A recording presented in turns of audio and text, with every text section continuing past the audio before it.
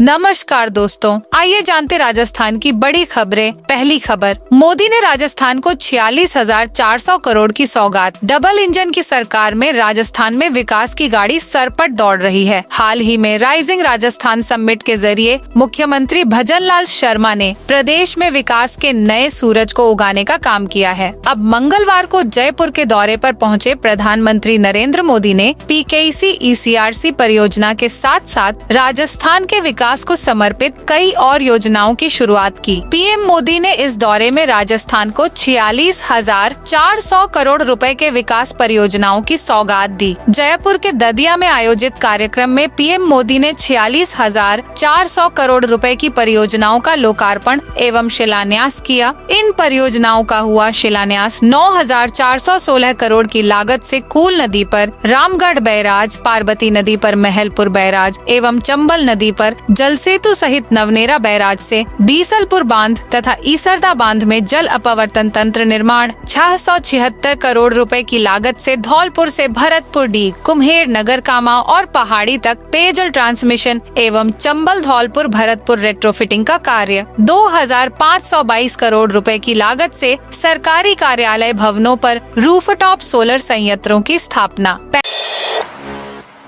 Panther हमले से बाल बाल बचे राजेंद्र सिंहागुड़ा। राजस्थान में आए दिन अलग अलग जिलों में पैंथर का आतंक देखने को मिल रहा है। बीते दिनों उदयपुर में पैंथर के हमले में 10 लोगों की मौत हुई थी। अब झुंझुनू के उदयपुरवाटी इलाके में जहाज गांव में पैंथर का मूवमेंट देखने को मिला। इस पर गांव के लोगों के साथ पूर्व मंत्री राजेंद्र सिंहागुड़ा भी खुद लाठी लेकर पैंथर की तलाश निकले। इस दौरान वह पैंथर के हमले से बाल बाल बच गए। घर में निकलकर गुड़ा के पीछे से ही पैंथर निकल गया। जानकारी के मुताबिक जहाज गांव बोदिया मोड़ के पास ढानी बोकन्या वाली में तेजपाल सैनी के घर पर चारपाई के नीचे पैंथर को स्कूल जाने वाले बच्चों ने देखा, जो छुपा हुआ था। इसके बाद जब आवाज हुई तो पैंथर एक घर से निकलकर दूसरे घर में जा घुसा। ग्रामीणों ने हिम्मत करके लोहे का गेट लगाया।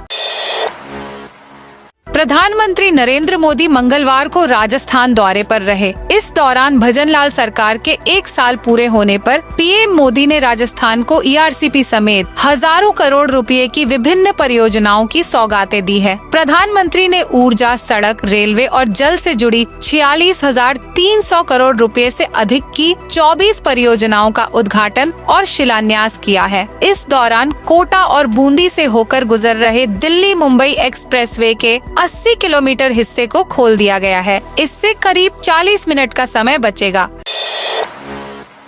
राजस्थान के 7 जिलों में आज भी शीतलहर का अलर्ट। राजस्थान में कड़ाके की सर्दी का दौर जारी है। सोमवार को पूरे प्रदेश में 16 शहरों का न्यूनतम तापमान 5 डिग्री सेल्सियस से नीचे चला गया। सीकर, झुंझुनू में अधिकतम तापमान 4 डिग्री सेल्सियस तक गिर गया। वहीं मंगलवार सुबह टोंक सहित आसपास के एरिया में घने कोहरे का असर रहा। मौसम विशेषज्ञों के मुताबिक राज्य में अगले 3 दिन में सर्दी और तेज होने की आशंका है। इस बीच फतेहपुर के अलावा अन्य शहरों का तापमान गिरकर 0 या माइनस में जाने की आशंका है। आज भी 7 जिलों में शीतलहर का अलर्ट है। राज्य में तेज सर्दी से 22 दिसंबर तक राहत मिलने की कोई उम्मीद नहीं है।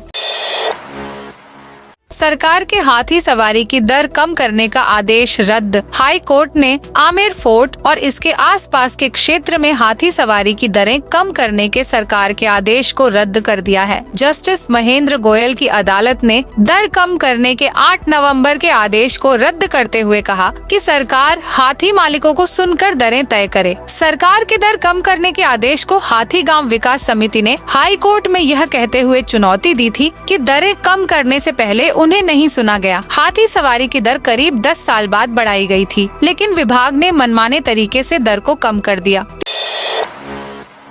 350 बीघा जमीन बेचने वाले SDM का एक और राजस्थान के सरकारी अधिकारी का एक और कारनामा सामने आया है। मामला सरहद के पास बसे बाड़मेर जिले का है, जहां के रामसर SDM अनिल जैन पर बीते दिनों किसानों की 2,350 बीघा जमीन सस्ते दामों में खरीदकर सोलर कंपनियों को लाखों में बेचने का आरोप लगा है। इस मामले में SDM अनिल जैन के खिलाफ अब भी जाँच चल रही है। इस बीच अब रामसर उपखंड क्षेत्र के गागरिया स्टेशन के दर्जनों ग्रामीणों ने अनिल जैन के खिलाफ मोर्चा खोल दिया है। मंगलवार को गागरिया के दर्जनों ग्रामीण जिला कलेक्टर कार्यालय पहुंचे और कलेक्टर टीना डाबी को ज्ञापन सौंपकर रामसर एसडीएम अनिल जैन पर गंभीर आरोप लगाए। ग्रामीणों का कहना है कि एसडीएम ने भूमाफियाओं से मिली भगत करीब 200 परिवारों को घर से बेघर करने के लिए एक तरफा फैसला किया है, जिसको लेकर ग्रामीणों को नोटिस थमाए गए हैं। नोटिस में कहा गया है कि जल्द अपने घर खाली कर दो, नहीं तो बुलडोजर चलाकर तोड़ दिए जाएंगे।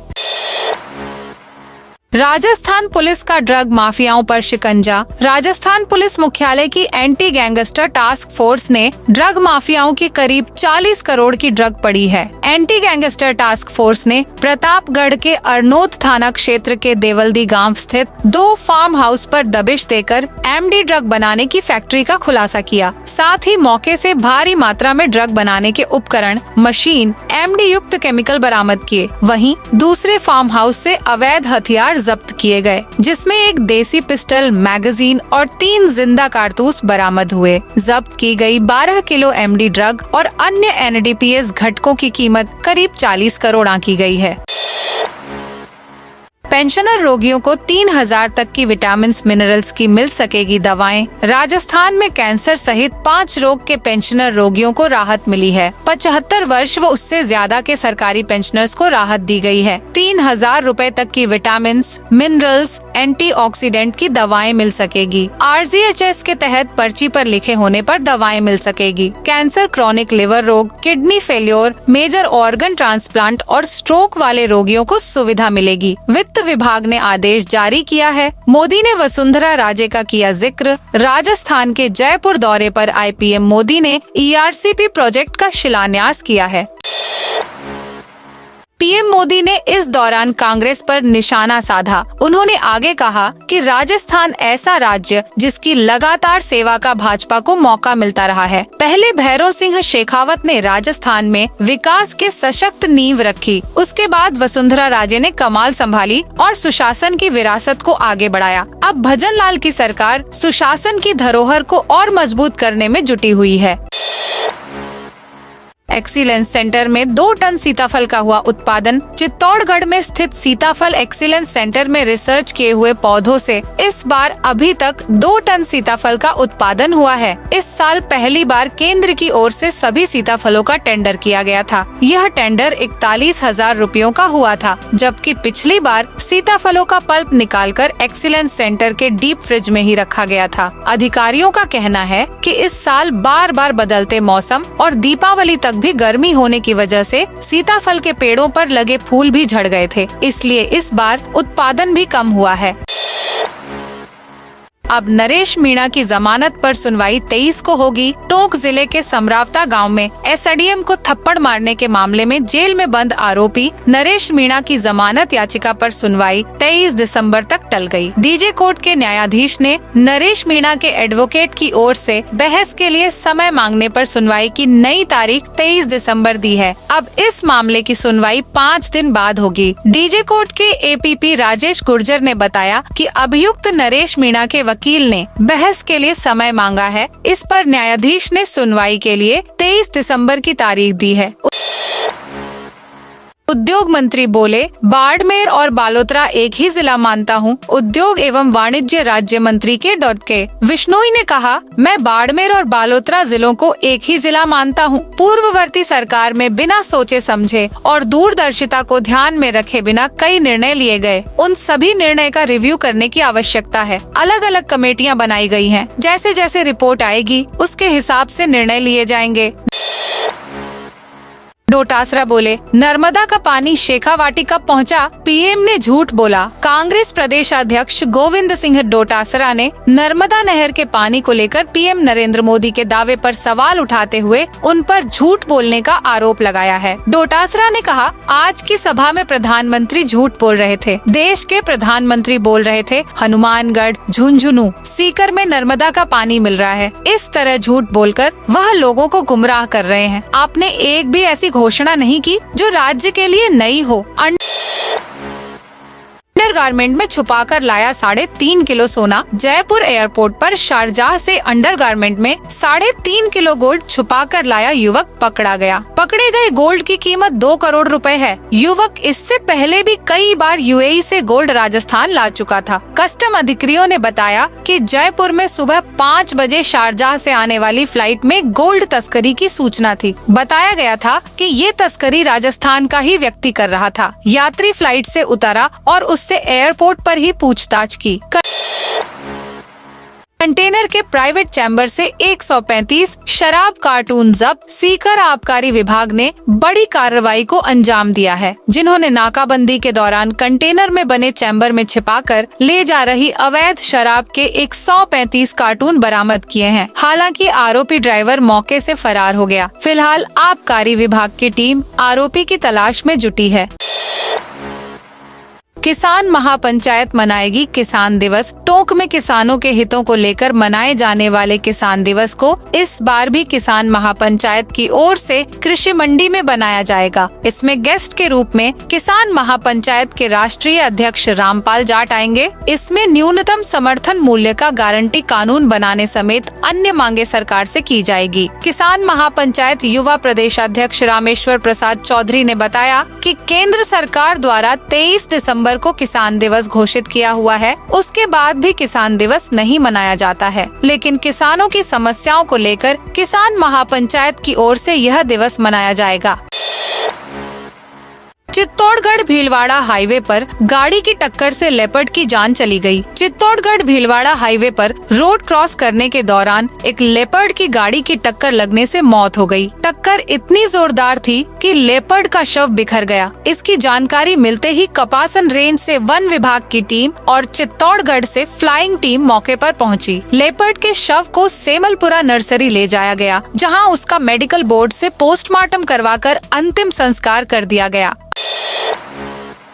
अब बीजेपी सरकार भी चलाएगी प्रशासन गांवों की ओर अभियान। बीजेपी सरकार भी अब ग्रामीण लोगों की समस्याओं को मौके पर ही दूर करने के लिए पूर्व कांग्रेस सरकार की तरह प्रशासन गांवों की ओर अभियान चलाने जा रही है। हालांकि यह सप्ताह भर का अभियान रहेगा। यह 19 दिसंबर से 24 दिसंबर तक रहेगा। इस अभियान के तहत पंचायत समिति मुख्यालय पर शिविर लगाए जाएंगे। सरकार ने इसका नाम सुशासन सप्ताह प्रशासन गांवों की ओर अभियान रखा है। इसको लेकर कलेक्टर डॉक्टर सौम्या झा ने अधिकारियों को निर्देश दिए हैं।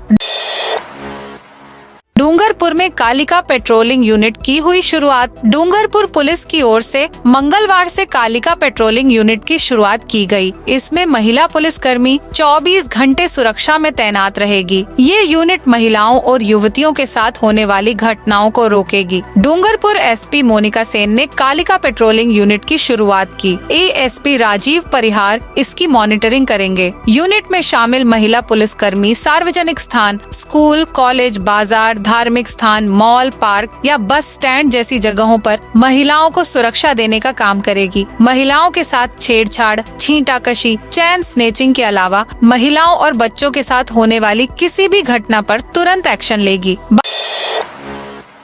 बांसवाड़ा में वन विभाग का एक जिला एक प्रजाति अभियान। वन विभाग बांसवाड़ा में एक जिला एक प्रजाति योजना के तहत सागवान के अपने सालाना लक्ष्य में 30% पौधे ज्यादा तैयार करेगा। वन विभाग के अधिकारियों के अनुसार वर्ष 2025 से 26 में बांसवाड़ा में 16.32 लाख पौध तैयार करने का लक्ष्य है। TOFR यानी ट्री आउटसाइड फॉरेस्ट स्कीम के तहत वितरण के लिए इसमें मुख्य रूप से सागवान के पौधे रहेंगे। इसके अलावा खैर, बांस, आंवला और वागड़ की आबोहवा के अनुकूल पौधे भी बड़ी संख्या में तैयार किए जाएंगे।